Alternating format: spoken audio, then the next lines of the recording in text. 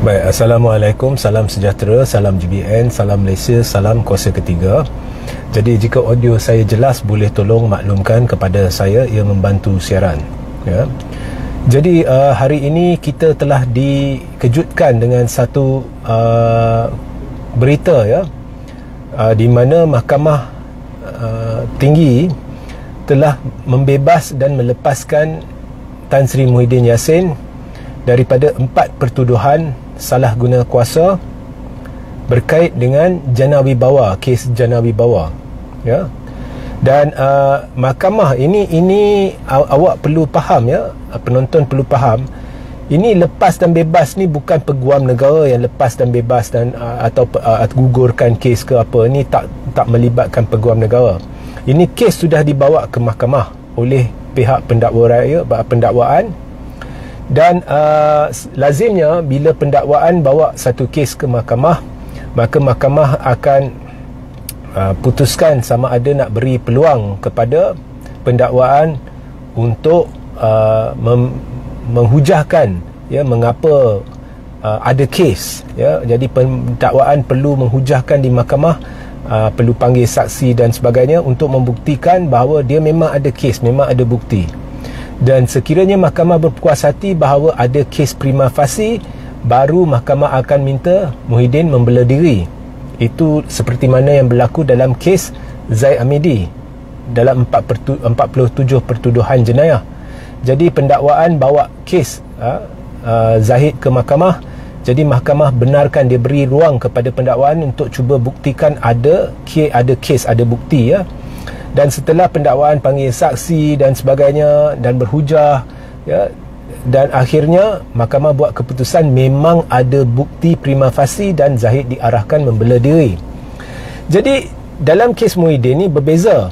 Okey, Muhyiddin ni seperti lazimnya mahkamah telah pendakwaan telah pergi ke mahkamah dan meminta mahkamah memberi ruang untuk cuba buktikan bahawa memang ada kes, memang ada bukti. Jadi mahkamah beri ruang. Tetapi Muhyiddin pada bulan April telah memfailkan untuk membatalkan kes pertuduhan dan sebagainya, ya. Jadi mahkamah telah mempertimbangkan apa yang telah difailkan oleh Muhyiddin. Secara amnya Muhyiddin memfailkan bahawa memang tidak ada kes, tidak ada asas kepada tuduhan itu kabur dan sebagainya. Dan hari ini mahkamah sudah putuskan memang tidak ada kes, memang kes itu kabur, ya, tidak berasas, ya, dan tidak harus diteruskan. Jadi pendakwaan pun tak payah nak masuk, nak cuba berikan sebab-sebab mengapa dia fikir ada kes, tak payah nak panggil saksi, tak payah nak cuba buktikan kepada mahkamah bahawa ada bukti, ada kes. Mahkamah dah tetapkan memang tak berasas, dia kabur, tuduhan dia kabur, ya. Jadi inilah yang telah saya cuba sampaikan kepada anda pada ketika Muhyiddin hampir didakwa, belum didakwa lagi.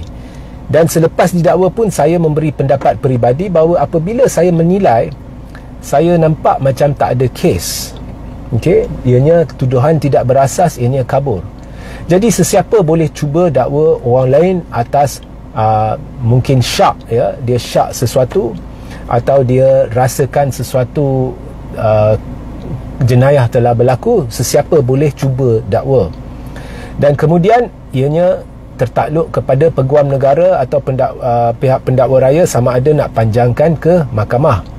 Dan sekalipun dipanjangkan ke mahkamah, pihak pendakwaan perlu menghujahkan kepada mahkamah mengapa mereka fikir ada kes. Kemudian mahkamah akan tentukan sama ada nak beri ruang kepada pendakwaan untuk buktikan kes mereka, ya. Jadi pendakwaan perlu yakinkan mahkamah memang ada kes, memang ada bukti, dan baru mahkamah akan buat keputusan ada tak kes, ada tak bukti dari pihak pendakwaan. Jika mahkamah mendapati ada bukti, ada kes dari pendakwaan, baru dia minta si tertuduh membela diri. Okey. So masa pendakwaan memfailkan kes ini, saya dah nampak dah tak ada asas. It's just suspicion. Dia tak kemukakan sebarang bukti yang atau hujah di umum maupun di mahkamah, saya tak tahu, ya, tapi di umum yang menyatakan bahawa Muhyiddin memang ada satu kes saya nampak kabur sama-sama. Okey. So hari ini syak saya sudah terbukti sahih dan difahamkan bahawa pendakwaan akan merayu keputusan ini. Now, Muhyiddin ada satu lagi kes di mahkamah melibatkan juga jana wibawa dan ianya adalah pengubahan wang haram. Tetapi anda perlu faham, pengubahan wang haram, tuduhan terhadap Muhyiddin itu bersangkut dengan tuduhan salah guna kuasa. Jadi jika mahkamah dah dapati tuduhan salah guna kuasa ni tidak berasas, kabur dan sebagainya, maka saya jangka tuduhan berkait dengan kes penyelewengan ataupun pengubahan wang haram itu akan juga digugurkan. So ini bagi saya adalah satu tamparan lah bagi pihak kerajaan, ya, kerana kita tidak boleh dakwa sesuka hati sesiapa, tetapi memandangkan pendakwaan ingin merayu, sebaik saja rayuan dimulakan, saya akan menghormati proses mahkamah. Saya tidak menghina mahkamah, saya tidak sekali-kali akan mempersoalkan kewajaran pihak pendakwaan untuk merayu. Tetapi buat masa ni berdasarkan keputusan Mahkamah Tinggi, saya memang setujulah. Ini syak saya rupa-rupanya betul bahawa kes ini tidak berasas. Okey. So saya nampak ada seorang penyokong tegar Najib telah berkomen di media sosial bahawa dia tak puas hatilah dengan keputusan mahkamah ni. Ini lazimlah pihak-pihak tertentu ni dia tak hormat proses mahkamah. Saya hormat proses mahkamah. Kita pihak Najib contohnya, bila keputusan mahkamah tidak memihak kepada Najib, macam-macam dikatakan berhubung mahkamah keadilan, ya, tidak adil, ada berlaku pendakwaan terpilih, macam-macam, ya, dia hasut rakyat untuk tidak percaya kepada mahkamah. Saya tak. 40 pertuduhan terhadap Zaid Hamidi dulu yang dibebas dan di mana Zaid dilepas dan dibebaskan dulu, ya. Saya ada buat show dengan Hanif Katri dan kami bukan suarakan rasa tidak puas hati. Malah saya masih ingat dalam show tu, khususnya Tuan Hanif, dia telah mengkaji penghakiman dan dia kata penghakiman itu is solid, ya. Jadi kita sebenarnya cuba memberitahu rakyat untuk menghormati keputusan mahkamah bahawa dalam 40 pertuduhan itu Zahid, keputusan mahkamah berhubung Zahid itu memang berasas, ya. So kita bukannya, saya bukannya jenis saya tak suka Zahid, maka apa-apa keputusan yang menyebelahi Zahid saya akan tentang. Walau bagaimanapun, saya hendak nyatakan di sini sejelas-jelas mungkin bahawa tindakan Zahid meminta peguam negara untuk semak semula, ya, untuk gugurkan kes atas asas yang diberikan oleh Zaid ialah ada bukti baru ni, pada hemat saya cukup luar tabi'i.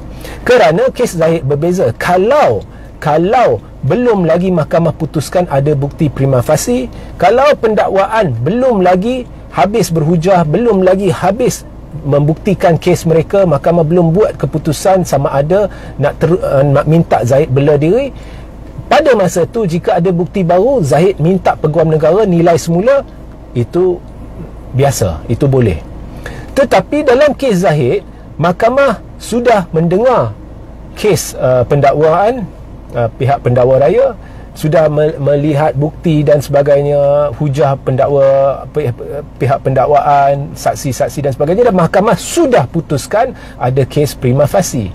Selepas mahkamah dah putuskan kes prima facie, untuk Zaid meminta peguam negara untuk menilai semula kes, untuk gugurkan kes, dan untuk pihak mahkamah, ya, memberi penangguhan sementara menunggu pihak peguam negara membuat keputusan.